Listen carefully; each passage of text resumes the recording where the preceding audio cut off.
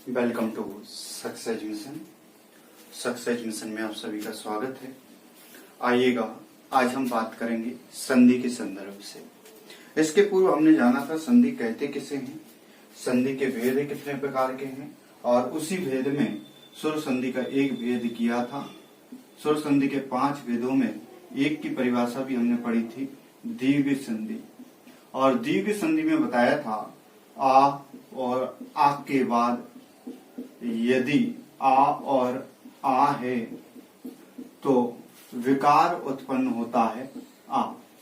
फिर बताया था ई और ई के बाद यदि ई और ई है तो विकार उत्पन्न होता है बड़ी ई।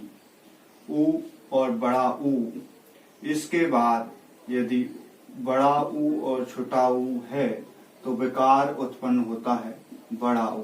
ये 3 स्थितियां हमने पढ़ी थी और इसमें हमने जाना था कि जैसे विद्या लय, विद्याधन आले, यहाँ पर पढ़ा था मही प्लस इंद्र, महेंद्र। ई और ई इन दोनों को मिलकर जो विकार उत्पन्न हुआ वो हुआ बड़ी ई, इसलिए महेंद्र।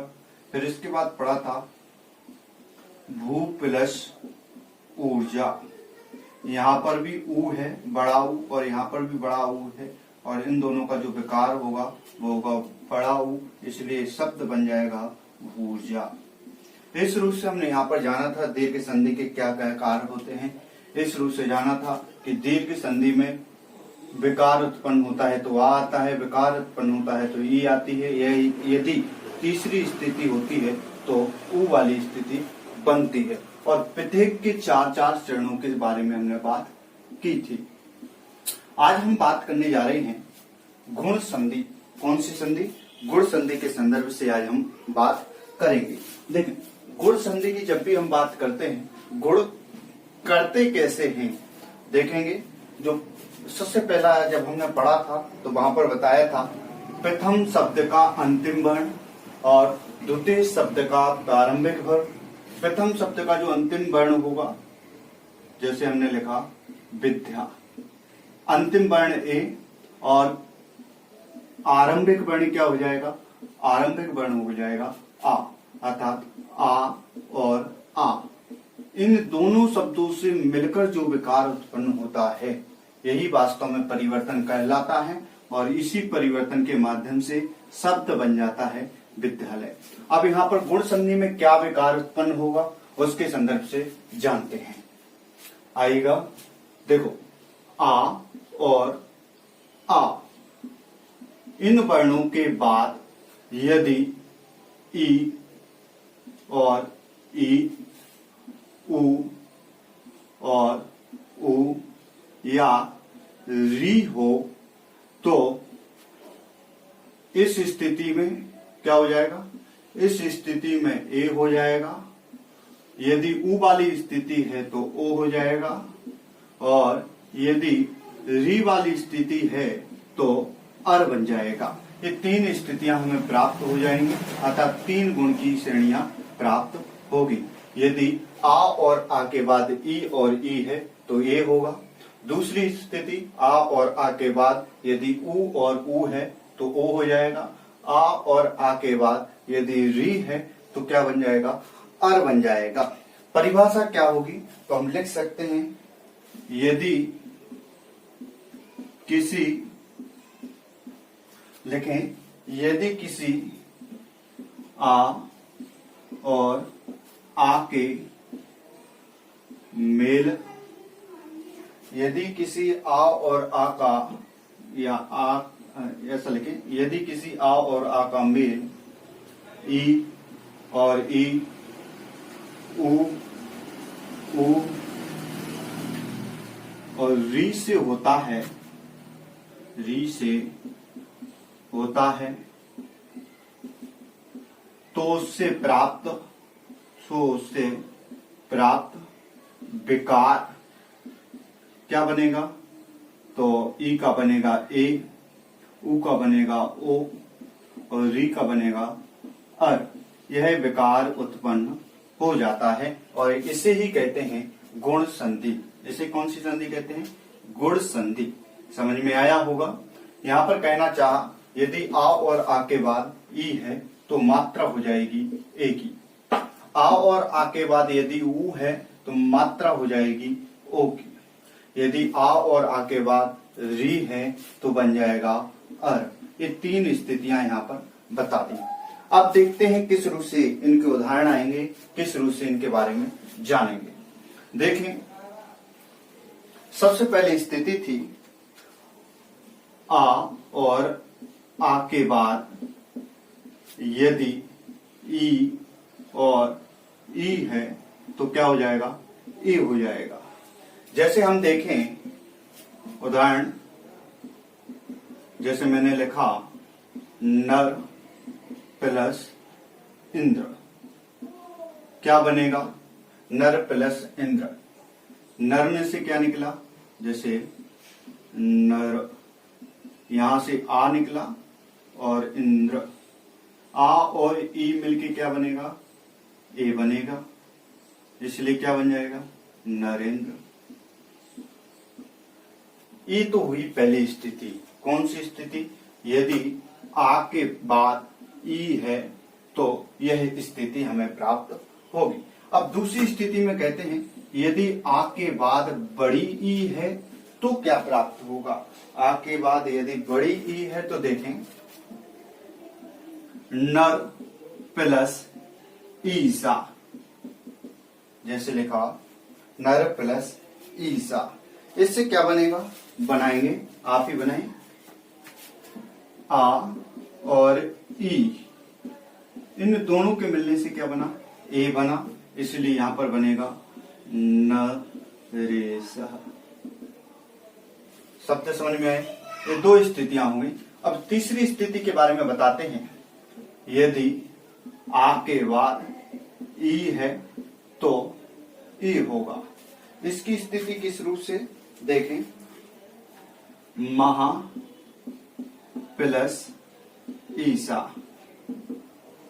अब कैसे बनेगा, इसके स्थान पर भी तो क्या बनेगा, महेशा।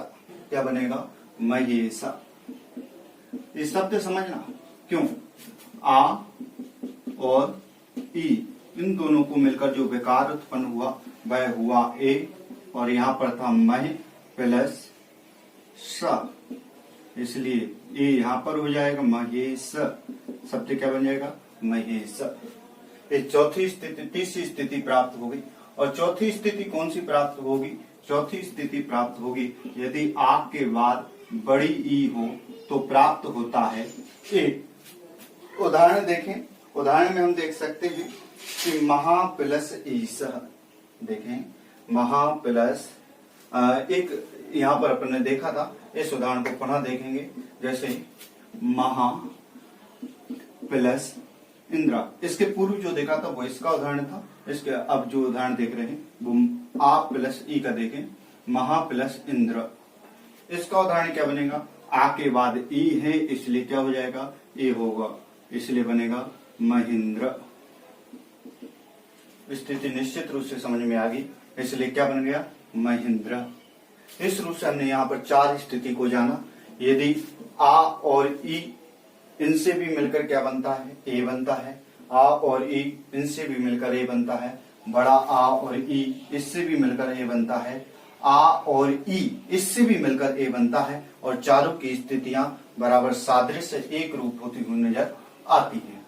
इस रूप से पहला नियम हो गया, आ और ई के बाद ध्यान, आ और आ इनके बाद यदि ई और ई है तो शब्द हो जाएगा ए। इसके बाद आता है आ और आ के बाद यदि क्या है तो कहा ऊ और ऊ है तो शब्द मिलकर बन जाएगा ओ। देखें यहां पर भी वही चार स्थितियां होंगी। सर्वप्रथम स्थिति होगी आ और ऊ, ध्यान दें, आ और ऊ, इसको शब्द मिलकर बना ओ। उदाहरण यदि हम देखें, उदाहरण है वीर प्लस उचित। क्या है, वीर प्लस उचित। यहां पर शब्द है वीर में आ और ऊ में है ऊ। इन दोनों की स्थिति यहां से मैच होती है, इसलिए बन जाएगा विरोचित। क्या बनेगा? विरोचित। पहली स्थिति ये होगी। दूसरी स्थिति देखें, यदि आ के बाद ऊ है तो भी शब्द क्या बनेगा? ओ बनेगा। जैसे देखें यहां पर बताया कि सूर्य प्लस ऊर्जा क्या है? सूर्य प्लस ऊर्जा। शब्द क्या बना? सूर्यो, सूर्यो, सूर्योजा। बना कि नहीं बना? ऊ की जगह क्या हो गया? ओ हो गया, इसलिए सूर्योर्जा। वास्तव में यहाँ पर दो स्थिति बताई, तीसरी स्थिति बनेगी आ के बाद यदि ऊ है तो भी ओ बनेगा, और चौथी स्थिति होगी आ के बाद यदि बड़ा ऊ है तब भी पर क्या बनेगा? ओ बनेगा। यहाँ पर हम उदाहरण देखें तो उदाहरण कह सकते हैं कि महा प्लस उदय। क्या? महोदय। महा प्लस उदय बराबर महोदय, ये तीसरी स्थिति में। और चौथी स्थिति का यदि हम उदाहरण लें तो कह सकते हैं दया प्लस उर्मी। दयोर्मी। दया प्लस उर्मी बराबर दयोर्मी। इस प्रकार ये चारों स्थितियां हमारे संदर्भ से आती हैं और चारों स्थितियों को हमें यहाँ पर जानना चाहिए। इसके बाद एक और बनती है, उसमें बनता है आ प्लस आ। आ और आ के बाद यदि क्या है? री है तो क्या बन जाता है? अर बन जाता है। यहाँ पर दो स्थितियां, यदि आ के बाद री है तो अर बनेगा, आ के बाद री है तो भी क्या बन जाएगा? अर बन जाएगा। देखें, देव प्लस ऋषि। शब्द क्या बनेगा? देवर्षि। क्या बन जाएगा? देवर्षि। क्यों?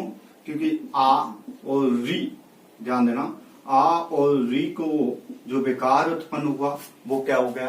अर। और अर बन के यहां पर लिखें देवर्षि। शब्द क्या बनेगा? देवर्षि। ये कौन सी स्थिति हुई? ये हुई पहली। अब दूसरी स्थिति में क्या बनता है? दूसरी स्थिति में देखें, जैसे लिखूं महा प्लस ऋषि तो क्या बनेगा? महर्षि। क्यों बना? ध्यान देना, महर्षि, महर्षि, महर्षि, महर्षि, क्योंकि आ और री इसको भी मिलके क्या बनेगा? अर बनेगा। जब अर बनेगा तो शब्द बन जाएगा महर्षि। इस रूप से हमने यहाँ पर तीन स्थितियों के संदर्भ से बात की और तीन स्थितियों को यहाँ पर जाना। यदि, ध्यान देना, यदि आ और आ के बाद क्या मिल करता है? यदि आ और आ के बाद ई और ई हो, ऊ और ऊ हो या री हो तो इसके स्थान पर तो अर हो जाता है, इसके स्थान पर ओ हो जाता है और ई के स्थान पर ई हो जाता है। ये है वास्तव में गुण के कार्य। इसमें से कई उदाहरण पूछे जाते हैं, प्रारंभिक में भी बताया था। सबसे अधिक उदाहरण गुण संधि, दीर्घ संधि और वृद्धि संधि में से पूछे जाते हैं, इसलिए इनको बराबर ध्यान देना। ये सभी में प्रारंभ में लगेगी। प्रथम शब्द का अंतिम वर्ण, अंतिम वर्ण माने जैसे अपन ने लिखा महा और ऋषि, अंतिम वर्ण क्या होगा? अंतिम वर्ण होगा आ और प्रारंभिक वर्ण क्या होगा? री। इसलिए ये जो शर्त है, यदि इसको ध्यान में रखकर विकार उत्पन्न कराते हैं तो निश्चित रूप से जो संधि का कार्य है वह कभी गलत नहीं होता और निश्चित रूप से इस संधि को हमें जानना चाहिए। आज हमने पढ़ी है गुण संधि। आप इसके उदाहरण यदि लिखना चाहें तो लिख के भी आ सकते हैं। ऐसे बनता है महर्षि, ऐसे बनता है राजर्षि, ऐसे बनता है जलोर्मी आदि अनेक उदाहरण हैं, उनको आप नोट करें और नोट करने के लिए आप निश्चित रूप से ल्यूसेंट आदि जो पुस्तकें हैं उनको एक बार पढ़ें। आप जितना स्वयं पढ़ेंगे, स्वयं में लगाएंगे तो निश्चित रूप से आपको संधि करने में मजा आएगा। जय हिंद।